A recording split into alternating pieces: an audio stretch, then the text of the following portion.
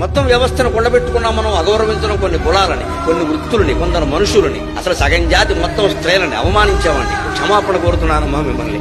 భారతీయ సంస్కృతి తరఫున అవమానించాం, మమ్మల్ని క్షమించండి. యావత్తు స్త్రీ జాతి క్షమించండి. నేను చూశాను నా కళ్ళతో ఆడాళ్ళు పండి ఆడదాని నీకెందుకు లోపలికి పో, పెడబుద్ధులు ఉంటాయి మీకు, ఆడదాని నమ్మద్దు అని పుస్తకాల్లో రాసి ప్రచారం చేశారు. కానీ నా జీవితం మొత్తం మీద నమ్మదగిన ఆడవాడు చాలా మంది ఉన్నారు. మోసానికి ఆడదేం ప్రసిద్ధి కాదు, మగాడు ప్రసిద్ధి.